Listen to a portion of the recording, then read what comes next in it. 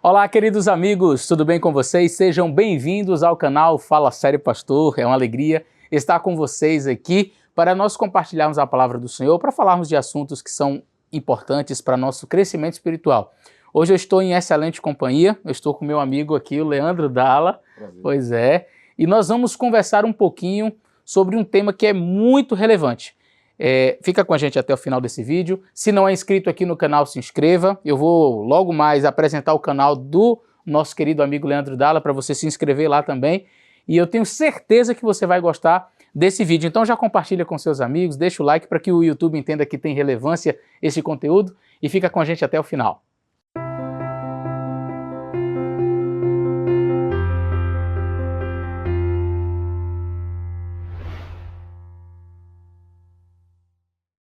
Bom, eu estou, como disse para vocês, em excelente companhia. Estou aqui com meu amigo Leandro Dalla. Ele veio fazer uma semana de oração em cada uma das nossas igrejas aqui de Connecticut e também aqui na igreja onde eu estou pastoreando agora, em Brockton. Então, tem sido assim uma bênção para nós. Ele pregou em Danbury uma semana, fez uma semana em Waterbury e está aqui agora em Brockton. Então, foram semanas assim maravilhosas, já está encerrando a semana de oração aqui em Brockton, já vai deixando saudades.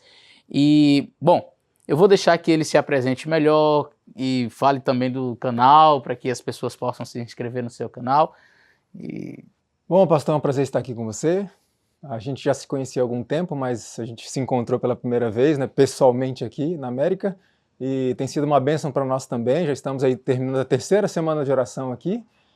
E realmente tem sido muito bom para nós, minha esposa e eu. Temos aprendido muito aqui com os irmãos, feito novas amizades também, reforçado amizades antigas. E, bom, nós moramos no Brasil, lá no Espírito Santo, a gente tem um ministério de pregações, também escrevemos alguns livros. Temos o canal do YouTube, muito criativo, o canal chama Leandro Dalla, tá bom? Leandro Dalla com 2 L's, né, importante. E lá você pode acompanhar alguns dos conteúdos que nós temos postado.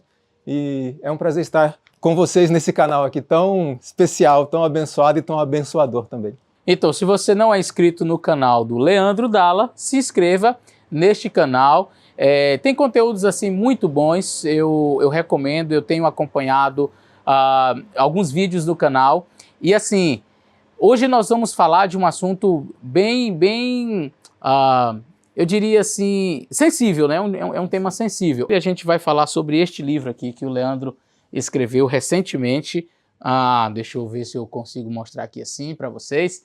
Pois é, o livro sobre pornografia. Ele vai apresentar melhor este conteúdo aqui para nós.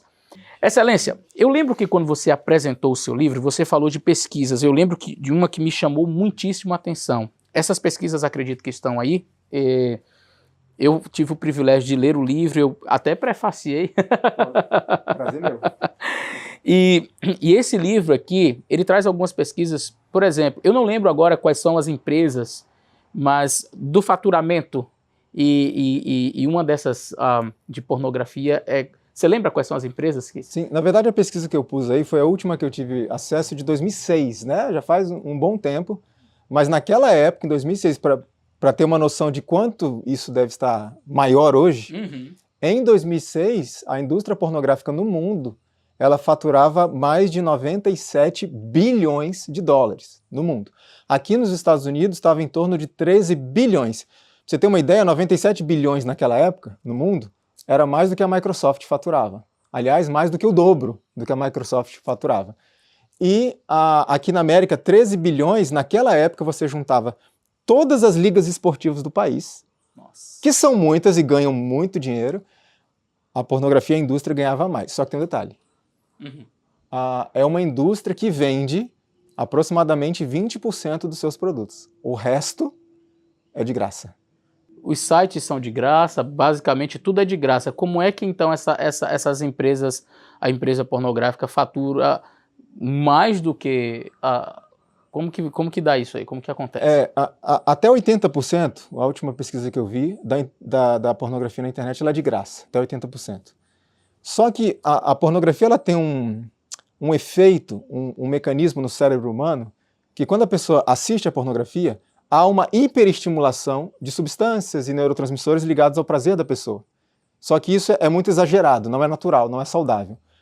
Então, a pessoa, quando o cérebro percebe isso, olha, isso aqui tá muito forte, é muita coisa. O cérebro, então, vai, explicando de forma mais simples, né? O cérebro, então, ele vai fechar alguns receptores desses neurotransmissores. Olha, tá muito exagerado, é muita coisa. Fecha um pouco, fecha algumas portas, digamos assim, para impedir que entre tanto e a gente possa equilibrar, então, as coisas. Pois bem, o usuário vai acessar de novo, só que agora ele tem menos receptores, ou seja, algumas portas estão fechadas. Menos receptores? Não. Menos receptores de neurotransmissores. Algumas portas estão fechadas, então, para ele ter o mesmo prazer de antes, com algumas portas fechadas, ele vai precisar de um estímulo mais forte para poder compensar esses receptores que estão, né, inibidos, estão fechados. É como uma droga. Exatamente como uma droga. O mecanismo é muito semelhante. Drogas, álcool, vício em pornografia, os mecanismos da ciência diz que são semelhantes. Então ele vai precisar de algo mais forte, mais forte. Aí pensa no seguinte, se aquilo que é natural não o estimula mais, não dá aquele prazer, o cérebro dele vai buscar estímulos novos, vai querer novidade. Ó, isso aqui, um homem e uma mulher, tá, já estou acostumado com isso, então vamos procurar um negócio diferente para ver se a gente sente. Isso é meio que inconsciente. Daqui a pouco o usuário está sentindo prazer em pornografia homossexual. E eu não estou falando de homossexuais, não, estou falando de heterossexuais, que já me escreveram, inclusive, que são viciados em pornografia gay. Isso é uma forma... Olha, eu não estou dizendo, por favor, que todo caso de homossexualidade é porque a pessoa, né, assiste pornografia. Não é isso. Estou dizendo que a pornografia pode levar heterossexuais a essa prática em busca de novidades. E daí vem o que mais?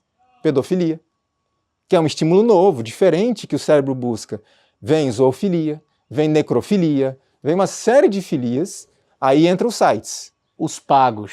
O conteúdo mais pesado agora, ele vai ter que pagar para ter. E às vezes até em sites proibidos, né, pela legislação. Porque essas coisas que você mencionou aí, essas últimas que você mencionou aí, são conteúdos proibidos, inclusive. Então o indivíduo ele começa a gastar dinheiro. Uau. E muito. Como você disse, a prática da pedofilia é ilegal, só que existem mecanismos na internet, meios de chegar a sites específicos de pornografia com crianças. Você não vai colocar no Google, né? Pornografia infantil, vai aparecer. Não, isso não acontece. Mas há caminhos, e uma ONG na Itália fez um mapeamento desses caminhos. Ela encontrou mais de 70 mil sites de pornografia infantil, com uma média de idade de 5 anos de idade, as crianças naqueles vídeos. Então, o caminho, entre aspas, é progressivo. O usuário vai precisar sempre mais, e pode ser que tenha alguém assistindo a gente aqui que tenha problema com isso e esteja experimentando isso na sua própria vida, começando a buscar e sentir prazer em conteúdos que talvez há um mês atrás causava repulsa. E um dia um rapaz me escreveu e ele me disse, olha, Leandro, eu sou heterossexual, eu tenho a minha esposa, eu tenho os meus filhos. E nos últimos meses eu estou gostando, eu estou me excitando assistindo pornografia com 2 homens. Ele ficou desesperado. Falou, de onde está vindo isso? E aí eu expliquei para ele todos os mecanismos cerebrais, por que isso acontece. Os conteúdos mais simples já não chamavam anterior. Tem que ter alguma coisa diferente, tem que ter algo a mais. Sempre mais pesado. É por isso que acontece, por exemplo, alguém aqui que está assistindo a gente talvez passou por isso. O usuário está com aquela vontade de assistir pornografia, mas não aguenta mais cair nesse pecado. Não aguenta mais. Vou fazer o seguinte, eu vou dar uma olhadinha em alguma coisa bem rápida. Bem rápida. Só para esfriar um pouquinho, né, digamos, e aí depois sigo minha vida. E ele acessa a internet, olha uma coisinha, e outra, e outra. Só que ele muitas vezes não percebe que coisas que o excitavam há algum tempo atrás, para ele já não faz muita diferença. Daqui a pouco, quando ele vai ver, já são 3 horas da manhã. E ele ainda não encontrou nada que realmente o excite de tal forma que possa satisfazê-lo. Então, esse é o caminho. A pessoa precisa sempre de mais, de mais e de mais. Agora, imagina o resultado disso na vida real. Essa pessoa no matrimônio, nas relações com a família, porque isso vai afetar, pastor, outras áreas.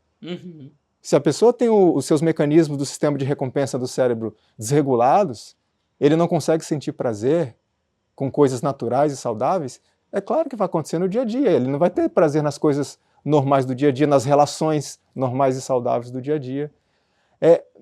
E um rapaz me escreveu e disse assim, irmão Leandro, eu não consigo me relacionar com uma moça, amizade eu estou falando, sem pensar bobagens. E ele dizia, eu queria muito olhar para as mulheres como Jesus olha, eu não consigo. E aí a gente foi conversando, a gente descobriu que ele era um viciado em pornografia, e realmente ele não iria conseguir enquanto ele continuasse aí nessa linha, né? É válido lembrar aqui, queridos, vocês que me assistem, que que foi feito lá na Itália, esse mapeamento, o Brasil também tem. Eu estava acompanhando um outro dia uma busca e apreensão feito pela polícia, não sei se era a Polícia Federal, mas era uma polícia especializada neste ramo aí da questão da pornografia infantil. E eu até baixei o vídeo, porque eu queria usar em alguma palestra, o vídeo da polícia quando chega na casa das pessoas. Gente, são as pessoas menos suspeitas, sabe, pai de família, chega, tá a esposa lá, tá as crianças, vai pro quarto, menino, e a polícia chega ali e, não, está sendo consumido esse tipo de conteúdo aqui nessa casa. E via de regra o indivíduo nega, não, e aqui não. Aqui. E ninguém sabe. E ninguém sabe, a esposa, todo mundo fica assim, mas como? E aí o policial chega e diz, olha, eu posso ter acesso aqui ao computador, ele vai lá, tem o mandato, ele abre o computador, teve um policial, nenhuma cena é mostrada, tá no YouTube, ele chega e diz assim, olha isso aqui. Aí o policial, ele diz, eu estou acostumado a fazer busca e apreensão em vários locais. Eu nunca vi isso aqui. Ele começa a chorar. Exato. Então, assim, queridos, deixa eu dizer um negócio para você. Não é somente pecado, é crime.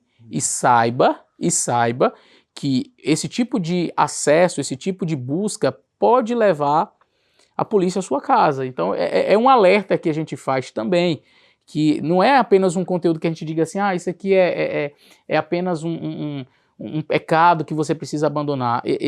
É sim um pecado, e isso deveria motivar muito mais você do que a polícia, mas chegar a certos sites pode sim levar a polícia à sua casa, você pode ser preso por isso, porque é um tipo de conteúdo que de fato é criminoso. É interessante, pastor, só pegando o gancho, falando dessa progressão, né, do acesso de pornografia, precisa de algo cada vez mais pesado. Nos Estados Unidos foi feita uma pesquisa com prisioneiros que foram pegos pela polícia, presos, por causa de posse de conteúdo de pornografia infantil. Certo. Então eles pegaram os HDs dos computadores desses prisioneiros e eles fizeram uma análise dos arquivos de pornografia ali, com base na data de cada arquivo. E é impressionante, eles perceberam a progressão que houve até chegar no site de pornografia infantil. Eles não começaram assim. Então, pela data, eles iam vendo os conteúdos, como que ia avançando, até chegar nesse ponto. Teve até um pastor aqui na América, um pastor evangélico, e ele foi preso dentro de um cybercafé, acessando pornografia infantil. As atendentes viram, denunciaram, a polícia chegou, prendeu, acabou com o ministério, acabou com a família dele. E ele disse à polícia, olha, vocês me desculpem, eu não sei como eu cheguei nesse ponto. Eu não sei. Então, esse gosto que vai sendo pervertido gradativamente, a própria pessoa ela não percebe que isso está acontecendo. E, de repente, vem aquele choque. E ela não percebeu essa progressão que deveria ter sido interrompida antes. Agora, dá para voltar atrás, dá para vencer, dá para restaurar o cérebro, dá, mas é uma luta que vai ser uma vida inteira. E assim, olha, eu acho bem interessante porque assim, quando a gente fala, por exemplo, sobre pessoas que são viciadas no álcool, e o indivíduo ele vai fazer a terapia dos alcoólicos anônimos, o cara tá há 20 anos fazendo a terapia, e quando chega lá, quando ele tem que se apresentar, boa noite, eu sou um alcoólatra, e eu estou há 20 anos sem beber. Ele nunca diz assim, boa noite, eu sou um ex-alcoólatra, já venci, tô aí, já faz 20 anos que eu não bebo. Não, todas as vezes que ele se apresenta, ele diz boa noite, boa tarde, enfim, eu sou um alcoólatra. Então, é importante esse tipo de... Você acredita que é importante esse tipo de autopercepção mesmo, daquela pessoa que é viciada em pornografia? Você acha que tem algum tipo de... Deveriam agir da mesma forma, tipo, nunca baixar a guarda, nunca imaginar assim, não, comigo não acontece mais... eu venci. Eu já venci. O que você diz sobre isso? Eu já me deparei com casos assim, né? Onde eu fui pregar numa igreja, Assembleia de Deus. Me convidaram para pregar, ok, fui lá. E no final um jovem veio conversar comigo e ele me disse, olha, eu acompanhei os seus vídeos sobre pornografia, eu tinha problema com isso, ele disse, eu tinha.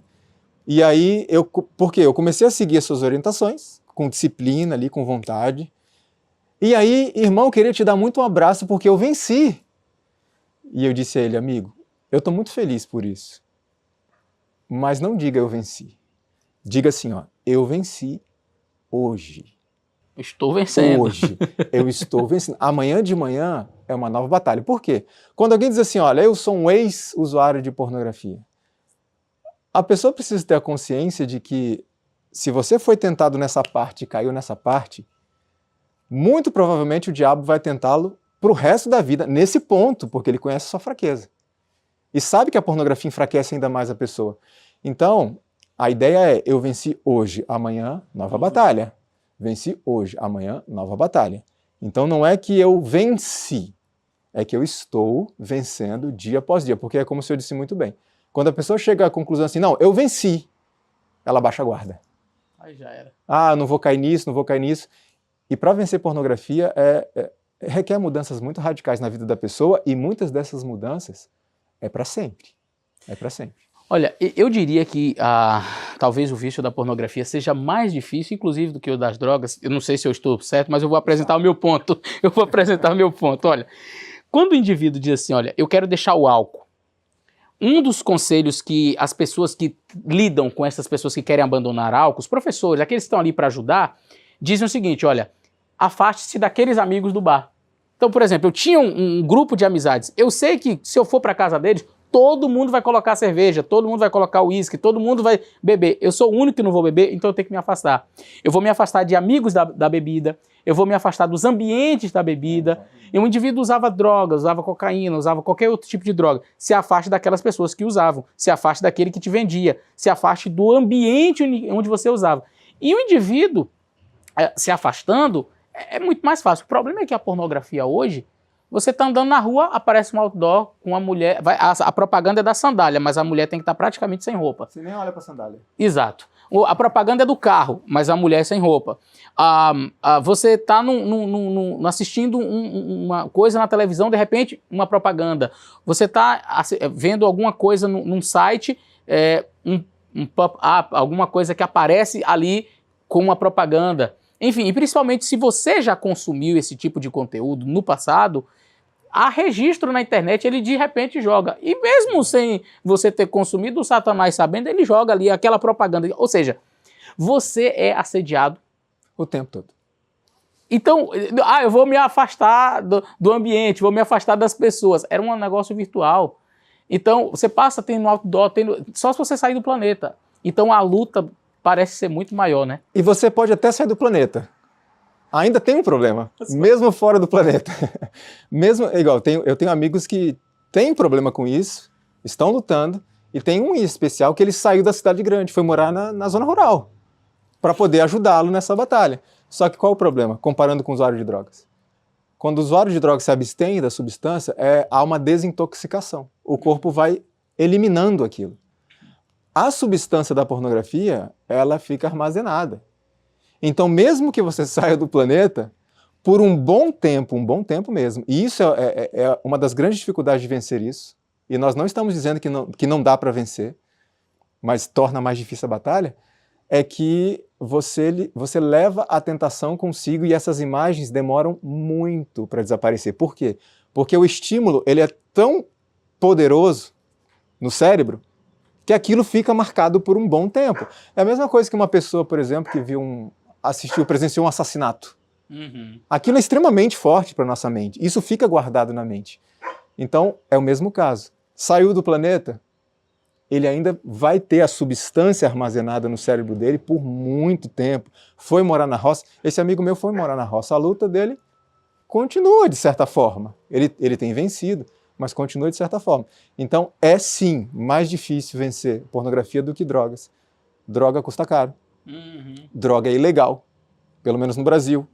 Você corre alguns riscos para poder comprar, consumir. Pornografia não envolve nada disso. O outro detalhe, alguém pode dizer, eu sou usuário de drogas, eu preciso de ajuda. Tudo bem, uma pessoa pede. E alguém chegar e falar, pastor, Estou precisando de ajuda. De pornografia, eu consumo essas coisas. É algo que naturalmente te deixa envergonhado, principalmente se é casado, se é um líder na igreja, tem filhos, enfim, a pessoa fica constrangida de chegar e dizer, olha, eu consumo esse tipo de conteúdo. Realmente. Difícil. E aí pedir ajuda torna-se mais difícil. E mais difícil ainda, porque assim, eu creio que nós precisamos ser mais dignos de confiança das pessoas, né? A pessoa tem que olhar para mim, Leandro, e falar, poxa, o Leandro é uma pessoa que, se eu conversar com ele em particular, vai ficar em particular. Ele vai me ajudar discretamente. Ele não vai me julgar no sentido de que você não tem jeito, que sem vergonha, que mau caráter. Eu sempre falo para os irmãos, olha, a pessoa que consome pornografia, temos que tratar de duas formas. Primeira, compaixão, compreensão, porque há um efeito na fisiologia da pessoa que realmente é algo poderoso. Então, compreensão, compaixão, mas tem um terceiro ponto. Não tratar essas pessoas com vitimismo. Oh, tadinho, você... Não, olha, você tem esse problema, eu compreendo a sua dor, a sua luta, então agora você vai se levantar e nós vamos começar a trabalhar isso e pelo poder de Deus você vai vencer esse negócio. Eu lembro sempre de Elias entrou naquela caverna chateado, Senhor, tira a minha vida, não sou melhor do que os meus pais, e etc. E Deus, ele tem formas diferentes de trabalhar com pessoas diferentes. A gente fala muito sobre a mulher pecadora, vai, não peques mais, eu não te condeno. Mas Cristo tinha uma forma um pouco diferente de tratar os fariseus. Então, e quando Deus vê Elias naquela situação, Deus não fala, ô Eliazinho, você tá triste, tadinho, você tá tão te ameaçando. Não, Deus fala, Elias, o que você tá fazendo aí? Levanta daí, come, você ainda tem uma missão para você. Então, o viciado em pornografia deve ser tratado com compaixão, com compreensão, com amor, com discrição, com cuidado, com respeito, mas não pode tratar como bebê, não. Olha, amigo, levanta e vamos começar a luta, o caminho é esse, vamos lá. E o outro detalhe, não dá para carregar no colo. Isso é importante para uma pessoa que de repente está assistindo a gente, tem esse problema, quer vencer. Eu vou dizer para você que 80% é a tua luta e 20% é a orientação que alguém pode te dar. Quem sabe um terapeuta, eu não sou contra a terapia, eu só sou contra a terapia que não conte com Cristo. Um terapeuta que inclui Cristo naquele trabalho, perfeito, excelente. Agora, um terapeuta que tem uma série de orientações, estratégias e dicas, etc., mas que não inclui Cristo... Sem o poder de Cristo não dá para vencer a pornografia, não dá. Sem nada. Exatamente. Então, assim, eu acredito que aquela pessoa que está assistindo agora, que talvez tenha problema com isso, eu vou dar indicação, você pode ter esse material aqui em sua casa. Eu vou deixar no link da descrição desse vídeo, eu vou deixar como você pode adquirir esse livro. Qual foi o diferencial? O que eu gostei mais no seu livro quando eu li? Eu tenho conhecimento de muitos materiais sobre a questão da pornografia, mas muitos mostrando assim de maneira científica, mostrando o problema, o que faz no corpo, que também aqui é trabalhado, mas o que eu não encontrei em outros materiais é como você vencer, e de maneira prática. Então, o passo a passo, sabe? Você faz isso, faz isso, faz isso. Isso não quer dizer que você não possa cair. E já pessoas que eu dei dicas, inclusive depois que eu li aqui, olha, faz assim, e pessoas que seguiram ali e de repente ficaram ali, sabe, um mês, 20 dias sem consumir pornografia. E pensando assim, oba, consegui, venci e tal. E aí de repente manda uma mensagem, né? Pastor, caí, eu não tenho jeito mesmo. E é aquilo que você estava falando para mim, você passou 20 dias sem. Olha que vitória. Comemora. Caiu. A questão não é quantas vezes você cai. Um homem não se mede pelas vezes que cai, sim a classe com que se levanta. Então, a diferença entre Saul e Davi não foi o tamanho do pecado. Se você olha para Saul, olha o pecado. Vamos ver aqui os pecados de Saul. Saul ofereceu um sacrifício porque o profeta atrasou. A Bíblia diz que ele era para chegar num determinado momento, era ele quem deveria fazer, o profeta não chegou no momento, e ele diz assim, eu não quis ir para a guerra sem a bênção de Deus. E por isso eu ofereci o sacrifício. Em outras palavras, profeta, o senhor devia estar aqui no horário, você não chegou, e porque o povo me apertava, a guerra estava, os inimigos já estavam chegando, eu não podia sair sem a bênção de Deus, por isso eu tive que fazer o sacrifício. Excelente intenção. Boa intenção. Deus diz assim, destrói tudo. Aí ele traz as ovelhas, o melhor das ovelhas. Não pegou ovelha ruim. Aí quando o profeta pergunta, mas Deus não mandou destruir tudo? Eu peguei as melhores. O pessoal pediu as melhores para sacrificar ao Senhor, porque Deus merece o melhor. Rapaz, excelente. Aí você olha para Davi, cobiçou a mulher do próximo, adulterou, planejou um assassinato, planejou o assassinato, executou o assassinato. Aí Deus olha e diz, esse aqui é o homem segundo meu coração. Saul foi rejeitado, seu coração é perverso. Então perceba, o que eu estou querendo mostrar para você é que Deus ele conhece o interior. Então você passou um mês, 2, 1 ano e de repente você cai, não pare e diz assim, tá vendo aí?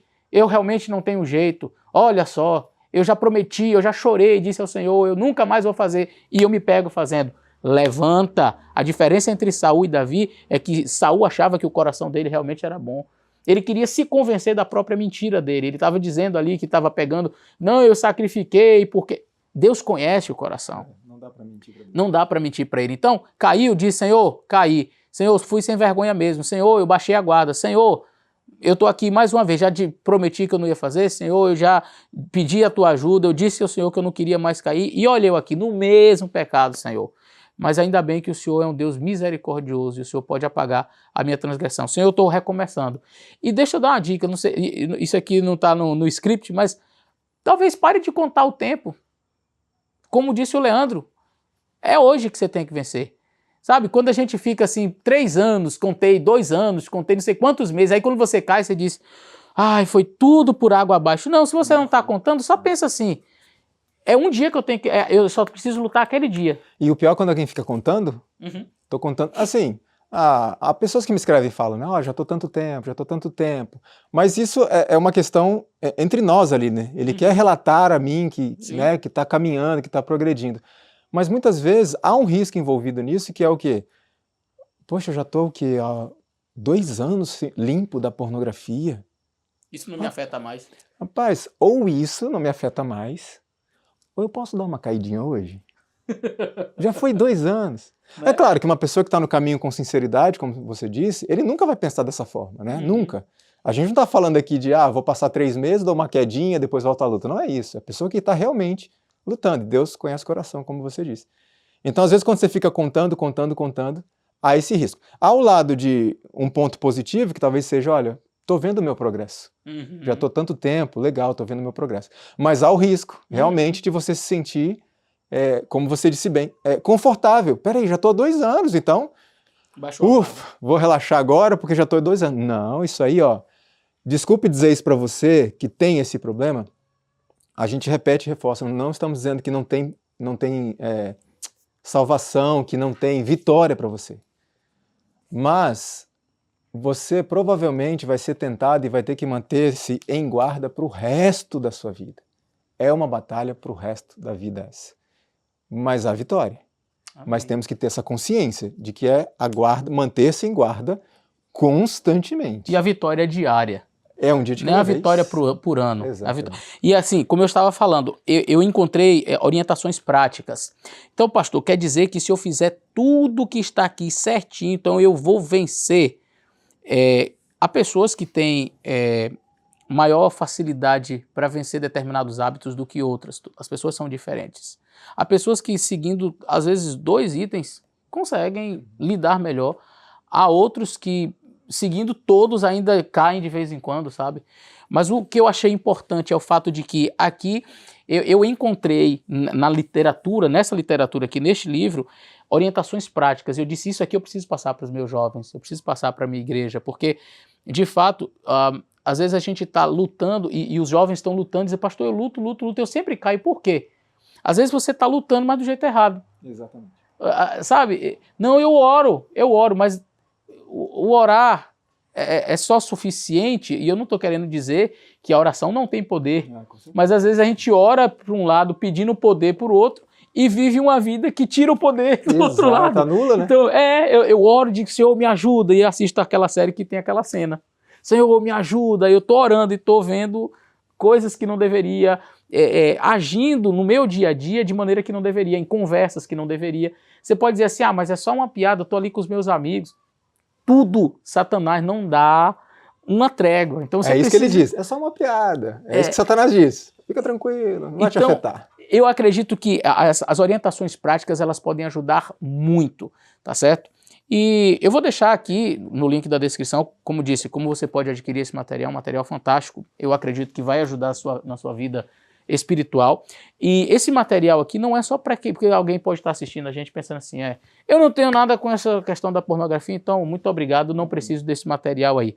Parabéns, louvado seja Deus, você não tem esse problema. Deixa eu dizer uma coisa, mas você pode ajudar alguém que tem, ou você pode palestrar para pessoas, enfim, você pode ser uma mão ajudadora. Então, pense, por exemplo, o diretor jovem da nossa igreja disse, pastor, eu queria que todos os meus jovens tivessem. Eu não sei quem tem, porque ninguém sai dizendo, gente, eu tenho problema com isso. Não, eu não sei quem tem, então eu vou comprar e vou dar um para cada jovem da minha igreja. E a nossa igreja tem adquirido esses livros aqui e os jovens estão lendo. Então, eu acredito que é algo a mais. Mas tudo começa com o poder de Deus na sua vida. Essa é a base de tudo. Posso só dar um resuminho aqui do livro? Vai lá. Só para o pessoal ter mais ou menos a noção do que nós temos aqui, nós tratamos. Como a gente disse, né, no começo, a gente fala um pouco sobre o problema, o tamanho do problema, as estatísticas, como isso afeta o cérebro humano, como isso afeta as relações humanas, de que forma a pornografia está envolvida, por exemplo, em tráfico de seres humanos. Uau. Casos de estupro, casos de depressão também, que podem ser provocados. Aí entra a questão que você falou, às vezes a gente pode estar lutando a batalha no lugar errado. Então o jovem me procura, Leandro, eu estou com problema de depressão. Há N fatores que podem levá-lo a uma depressão. E muitas vezes a gente vai querer tratar aquela depressão e com o decorrer do tempo a gente descobre que ele tem um problema com pornografia. Pode não ser esse o único fator, mas já temos um fator que a gente pode eliminar.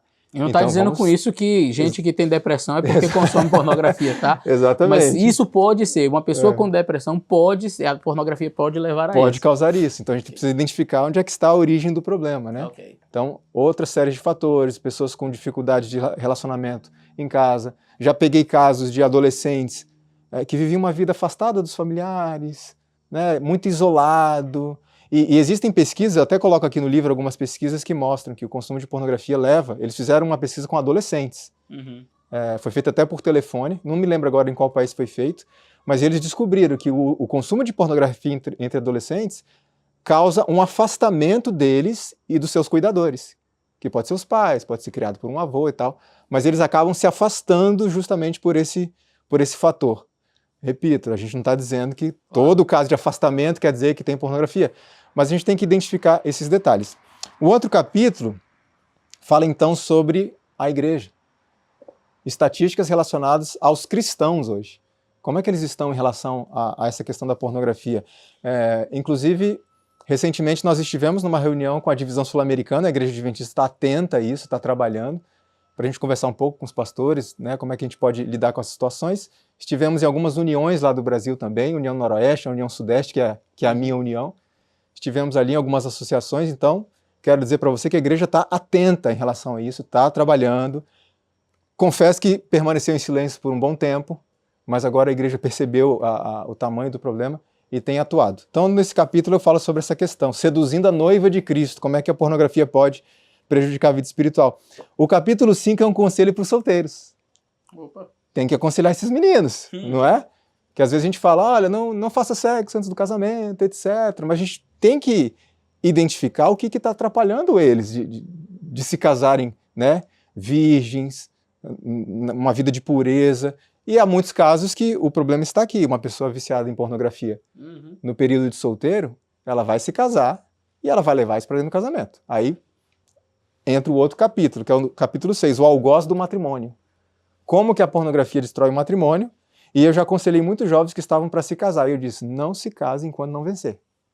Não, Leandro, mas está marcado. Não case enquanto não vencer. Mas por quê?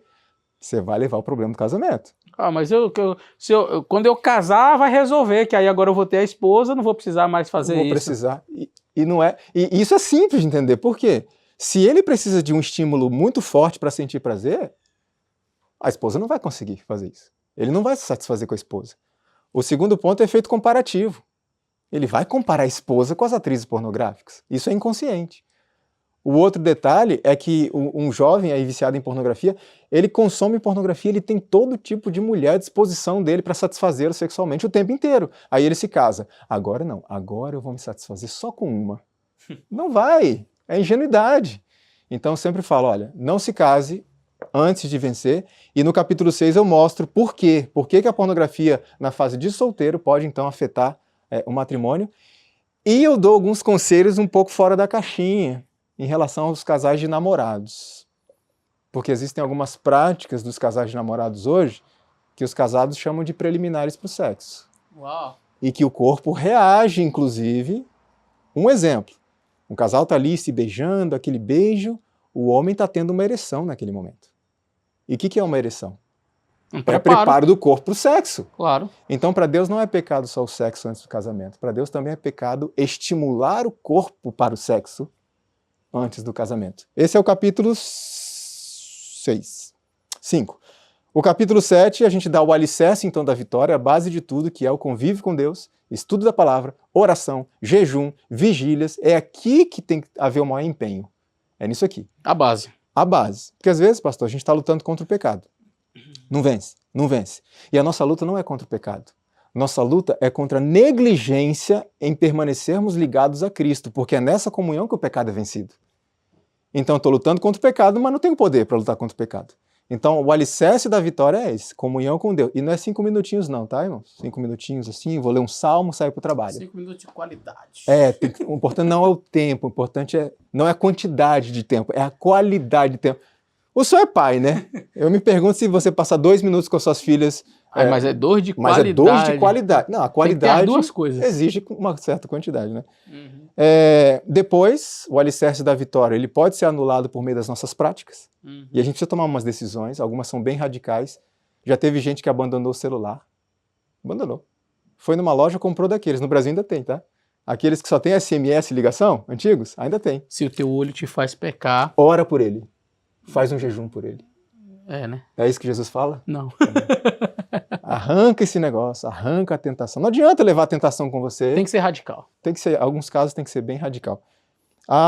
Pastor, tem um capítulo aqui. Então esse, das orientações que eu dou, sim, depois que a pessoa resolve o problema da comunhão com Deus, é o capítulo 8, reassumindo então o controle. E o capítulo 9 fala sobre masturbação. Será que isso é uma alternativa? Olha, eu vou praticar masturbação porque aí eu não preciso mais. Tem pessoas falando aí, né? Pessoas assim, profissionais, dizendo assim que é a questão do autoconhecimento, de conhecer o seu corpo, de saber, e que não tem problema nenhum nisso, que os jovens, vocês têm que conhecer o seu corpo, se tocar, porque isso é saudável. O que você diz? Temos um problema com esse negócio de conhecer o corpo, né? Porque na Bíblia, quando se refere à relação sexual, muitas vezes, igual, pega Adão e Eva aí. A Bíblia nos diz assim, e Adão, ele precisou primeiro conhecer o seu corpo e tal. Quando Adão tinha uma relação sexual com Eva, a Bíblia fala assim, e Adão conheceu sua mulher. Então na Bíblia, a prática sexual é uma prática de conhecimento do outro. Por quê? Porque a intenção de Deus na prática sexual matrimonial é que você ofereça prazer ao outro. E não que você queira buscar aquilo que te agrada. Entendeu? Então muito interessante. A palavra hebraica, se não me falha a memória, yadá, se não me falha a memória, é uma palavra realmente no hebraico usada para conhecer, nesse sentido sexual. E se você já leu a Bíblia, Gênesis capítulo 4, verso 1, conheceu Adão, Eva, sua mulher, e esta gerou um filho chamado Caim. E é exatamente essa palavra, conhecer. Conhecer o outro, não o seu próprio corpo. Em nenhum momento a Bíblia diz, conheceu ele a si mesmo. E esteve pronto para então conhecer a sua mulher. Então, é uma forma também de fornicação, de uma espécie de adultério, de quebra do 7º mandamento. É uma forma de perversão do sexo, porque o sexo ele foi criado por Deus para ser usufruído a dois. Isso tem que ficar claro. É a dois, não é a um só. Sempre a dois. Então é o egoísmo, né? É uma forma egoísta de obter prazer, uma forma egoísta. Então será que isso é aprovado por Deus? Inclusive, no livro eu mostro uma pesquisa, um médico, me chocou quando eu vi o depoimento desse médico. Ele é um cirurgião. E ele diz que ele já pegou pacientes que se masturbavam com tanta frequência que ele precisou fazer uma cirurgia genital reparadora. nessas pessoas. Eu conheci um rapaz, ele me disse que se masturbava 5 vezes por dia. Viciado em pornografia, obviamente. E esse rapaz, a última vez que ele me escreveu, ele tinha alcançado vitórias muito significativas. Louvado seja Deus. Então veja quão profundo ele caiu. Mas, aliás, só um parêntese rápido. Quando a gente fala de recaída, isso vai acontecer. É fato. Mas, à medida que a pessoa persevera nisso, nós não estamos dizendo que a pessoa vai passar 50 anos lutando contra a pornografia e caindo uma vez por mês. Não é isso. Talvez vai ficando mais espaçada até o momento em que ela não cai mais. Mas você precisa manter a guarda sempre. Exato, porque você vai continuar sendo tentado. Pode chegar um momento, e vai chegar pelo poder de Deus, em que você não vai cair mais. Mas vai ter que ficar em guarda. E as decisões, inclusive as radicais que a pessoa tomou, vão ter que ser mantidas. Porque se trouxer uma dessas coisas de volta, a pessoa vai cair de novo. Então, capítulo 9, masturbação, será uma alternativa? E aqui eu trago algumas pesquisas, alguns artigos sobre essa questão da masturbação. Opa, então tem outros artigos científicos, não só dessa turminha que fica, você tem que se autoconhecer, há cientistas sérios também falando que isso, de certa maneira, traz problemas. Traz problemas. Okay. Inclusive, mais um detalhe que tem aqui, que fala sobre sexo oral e anal. Opa. Que é uma grande pergunta que muitos fazem. E aqui também tem alguns artigos médicos falando sobre isso. Inclusive, a gente tem que tomar muito cuidado com uma coisa. Eu vi um canal bastante subversivo, e ele colocava ali a prática da masturbação como sendo algo saudável, apoiado inclusive pela ciência. E ele colocou um artigo que dizia 5 benefícios de se masturbar e você não sabia. E aí eu fui ler o artigo. E o artigo realmente era esse o título. E quando você ia ler o artigo ele era fundamentado num outro artigo de uma revista australiana que mostrava os benefícios não da masturbação, do orgasmo, por exemplo, para evitar câncer de próstata. Então, esse artigo que estava ali na revista do Brasil, olha, 5 benefícios de você se masturbar, evita o câncer de próstata, melhora o sistema imunológico, e etc, etc. Quando você vai no artigo original, você descobre que ele está falando do orgasmo, e não exatamente da masturbação. Então, o orgasmo, Deus criou para ser obtido numa relação matrimonial, e é saudável? Muito, o orgasmo é muito saudável. Então, o homem que está me assistindo, sua mulher também precisa disso, tá? Tem muito homem que não entendeu essa parte. Acho que é só ele. Então, a gente tem que tomar muito cuidado quando a gente lê essas coisas na internet, vai até o original, vê o que realmente está falando. E pegar também o contraditório, que às vezes no original realmente pode estar falando que... Mas é bom entender que há outros cientistas e outras vozes tão importantes, tão influentes e tão capazes, mostrando também os malefícios. É que às vezes a pessoa quer enviesar o negócio, não, aqui eu achei um site científico, eu também tenho outro aqui falando do problema. E agora, o que a gente faz? Mas muitas vezes, geralmente, eu não li todos os artigos que falam sobre masturbação, mas a maioria dos que eu li, a pesquisa toda era fundamentada nos efeitos do orgasmo. Aí alguém pode me dizer assim, então, mas masturbação é uma forma de obter. Eu falo, é verdade, mas pedofilia também. Prostituição também. Necrofilia também. Zoofilia também. E não me entenda mal, não tô colocando essas coisas no mesmo patamar da masturbação em termos de consequências para sociedades, inclusive, etc. Não, eu estou dizendo assim, é que por uma prática produzir orgasmo não significa necessariamente que ela seja aceitável.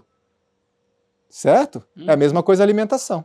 Eu posso dizer assim, olha, nutrientes fazem bem para a saúde. E fazem mesmo. Não quer dizer que a gente esteja autorizado por Deus de obter nutrientes de qualquer tipo de alimento. Carne de porco tem nutriente, ou não tem. Então, não é porque uma prática produz orgasmo que seja necessariamente aceitável a Deus. Só tem uma que é aceitável, que é a relação sexual entre cônjuges. É nesse ambiente que Deus criou o prazer do orgasmo, que traz realmente uma série de benefícios à saúde. E os outros últimos capítulos, um fala a respeito de uma ajuda extra que Papai do Céu nos deu, que é a reforma na alimentação, os 8 pontos da reforma de saúde, que não é só comida, a gente pega muito no pé, né? Comida. E enquanto tem muito vegetariano, olha, eu sou vegetariano, tá? Estrito há muito tempo, pastor Eleazar é vegetariano, mas tem muito vegetariano que não come carne, mas de resto, açúcar, gorduras, frituras, refrigerantes. Não praticam exercício, Não faz exercício, não dorme cedo. E eu, olha, isso aqui é muito importante você falar, porque eu já topei com alguns vegetarianos, que quando a gente chega e coloca ali, né, olha, evite alimentos estimulantes, não é só a carne, ele coloca aqui, evite alimentos estimulantes, que vão necessariamente acender.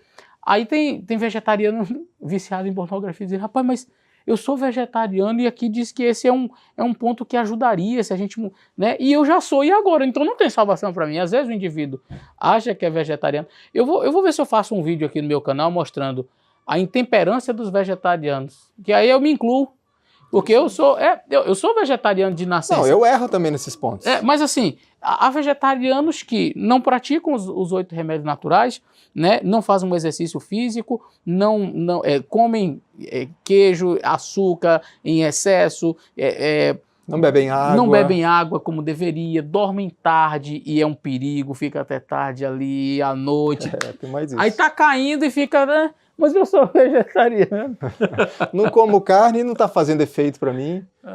São 8 pontos, não é só um. E lembrando de uma coisa, né? Repito, nós somos vegetarianos, irmãos. Mas tem muito vegetariano chato. Opa. Então a gente precisa entender o propósito de Deus quando deu essa reforma de saúde. Tem uma razão, tem um propósito. E quando a gente entende o propósito, e aí como vegetariano, eu começo a olhar as coisas de uma forma diferente, começo a olhar os meus irmãos de uma forma diferente. E aqui a gente não tá debatendo se é pecado, não é pecado, é pecado. Não, aqui a questão é a seguinte, nesse ponto específico, você tem problema com pornografia, sua mente está hiperestimulada. Você precisa evitar essa hiperestimulação na música, naquilo que você assiste, etc. E também na sua alimentação. Então você precisa de uma alimentação que não seja estimulante.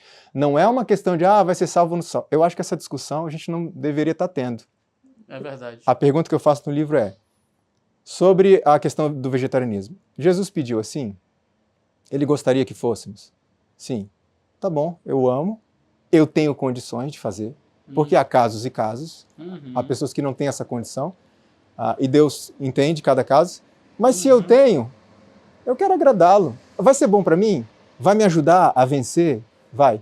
Pronto, não é para ser salvo, não é para ser melhor do que os outros, é porque Jesus pediu e vai ser bom pra gente. Tem um camarada que passou 15 anos, 20 anos, 30 anos comendo. Aí ele faz uma reforma, todos os sermões que ele sobe para pregar, ele só fala sobre isso. Saúde. Se tem uma pessoa comendo, ele já olha diferente. O cara viveu a vida comendo, mas agora ele já olha pro irmão. Teve uma situação de um indivíduo que foi na casa de uma pessoa e colocou um frango ali e disse, irmão, você pode fazer oração? Eu não oro por uma comida onde na mesa tem um cadáver. Ele já achou que ele estava num patamar muito elevado de santidade e é a santificação pela comida. Gente, a gente não está dizendo que essas coisas não são importantes para a saúde, só que no momento em que aquilo passa a ser um estorvo, no momento que você passa a se comparar com o seu irmão, a se colocar numa posição, sabe, eu estou num patamar mais elevado, você já, na verdade, você não subiu um degrau, você desceu 2 ou 3. Exatamente. Você desceu 2 ou 3. E talvez você tenha descido mais baixo do que o irmão que você está apontando. E às vezes, eu repito, às vezes o irmão tá ali, come o frango, pratica exercício físico, vai na academia ou corre, dorme cedo, toma bastante água, luz solar e tal. O outro não come carne, tá num patamar elevado. Tem um aniversário, ele funda naquele bolo de chocolate, de tudo, toma refrigerante, todo dia está comendo queijo, não dorme cedo, não vai numa academia, não faz um exercício físico, aí depois está cheio de problema de colesterol, diz aquilo, e é vegetariano. O outro não era, mas eu não estou dizendo coisa, eu não estou colocando como se fosse assim, então é melhor você comer carne e fazer exercício. Fazer exercício. Não é isso, dá para você ser as duas coisas, dá para você manter um estilo de vida saudável, e sem ser o chato da igreja, né? Exato. Sem ser aquela pessoa que fica querendo sempre ser a régua de todo mundo. Sim, exatamente. A reforma de saúde é para isso, é para o nosso bem. Exato. E o último capítulo, que é sobre vitória e libertação. Opa! Isso aqui é o que as pessoas mais precisam, não só nessa área, né, pastor? Acho que não é porque eu não sou tentado nessa área que eu não tenho os meus próprios problemas, minhas próprias lutas. Eu como membro da igreja, você como pastor, todos nós temos as nossas lutas, Satanás conhece cada caso, o ponto fraco de cada um. Então, a proposta desse livro é um caminho, é oferecer alternativas. Como o senhor disse bem, muitas pessoas seguem isso aqui e conseguem progredir com isso aqui. Há casos que vão exigir uma terapia? Vão. Porque muitas vezes o gatilho para a pornografia pode ser traumas do passado, pode ser problemas emocionais, que também precisam ser tratados. Uma mulher, por exemplo, que na infância foi abusada por um homem, ela cresce tendo horror a homens, mas ela quer ter o estímulo sexual quando ela se torna adulta. Então, ela quer ter o estímulo sexual, ela quer ter o prazer sexual, mas ela não quer que ninguém toque nela. Então, para onde ela vai? Não estou falando que são todos os casos assim, mas vai para pornografia, vai para masturbação. Então, o grande erro que a gente pode cometer ao tratar alguém com esse problema é padronizar a solução. Todo mundo é igual. Cada caso é um caso específico e a primeira coisa é conhecer o histórico de vida da pessoa, para então você começar a identificar pontos que podem ter sido ou estejam sendo gatilhos, que não é só a questão de olhar as mulheres, olhar as coisas, olhar filme, etc. Isso aí é muito forte, mas não é só. Às vezes há um trauma, às vezes há um problema de relacionamento conjugal que acaba incentivando isso. Então, tem que ser tratado caso por caso, individualmente. E, lembrando de uma coisa, eu estou aqui com um pastor, então fica à vontade de dizer isso. Nós precisamos entender que os pastores também sofrem tentações, como nós. E eles precisam da nossa ajuda também. Eu sei que a gente olha para vocês, pastor, como pessoas, como exemplos para nós. Que nunca erram, que nunca pecam. Vocês foram colocados por Deus numa função especial, né? E ser um exemplo é uma das atribuições do pastor. Mas são seres humanos como nós. E eu sempre lembro de Moisés, com seus braços levantados, e Israel vencendo a batalha. E quando Moisés começava a cansar os braços, não é que ele batia aquela preguiça, eu vou descansar. Não, os braços baixavam de tanto esforço que ele estava fazendo em prol do povo, orando, clamando a Deus. Então, Arão e Ur, se não me engano, seguravam os braços dele, levantado, para que o povo de Deus pudesse vencer a batalha. Nós temos que ser essas pessoas que seguram os braços dos nossos pastores. O trabalho é intenso, é cansativo, exige muito, exaure as energias do pastor. Não sou mas tenho muitos amigos e o senhor está aqui para confirmar isso. E nós precisamos ser os braços dos nossos pastores e ajudá-los. E se porventura eles tropeçam em algum ponto, a gente precisa, na verdade, agir como se fosse eu tropeçando. Como é que eu gostaria que fizessem comigo? Assim eu vou agir em relação às outras pessoas. Lembrando que os pastores eles sofrem mais com tentações do que nós, porque o inimigo... Não dá trégua, não. Porque eles são influência. O inimigo pensa, olha, se eu conseguir derrubar o Eleazar, olha a quantidade de gente que esse canal dele alcança. Olha o monte de gente que a gente vai conseguir derrubar junto. Então por isso que os pastores sofrem mais. A gente precisa orar por eles e ser os braços deles também, ajudar. Não estou dizendo que o pastor Eleazar tem problema com isso, tá? Só para ficar claro, eu só usei um exemplo, tá bom? Tranquilo, excelência, tranquilo. Mas eu preciso das orações porque, de fato, o inimigo, ele tenta, pode não ser numa coisa, mas ele vai tentar em outra, ele não dá trégua. A serva do Senhor disse que ele não dá descanso aos pastores, aqueles que estão em posição de liderança. E eu digo, não somente porque o trabalho pastoral é de estar ali à frente da igreja, mas eu digo que até você, excelência, também exerce, de certa forma, um ministério pastoral, que é o cuidado do rebanho. Você tem um canal que tem muita influência, aconselha pessoas e faz um trabalho, realmente um trabalho pastoral, ajudando pessoas. O inimigo, com certeza, não está feliz. Oremos uns pelos outros, principalmente por essas pessoas que estão à frente, liderando e pregando. O inimigo, ele tem ódio. E se ele puder, ele destruiria todas essas pessoas. Amigo, muito obrigado por essa entrevista. Eu que agradeço. Você quiser encontrar o livro do Leandro, vai estar aí na descrição do vídeo, a maneira como você pode adquirir esse material.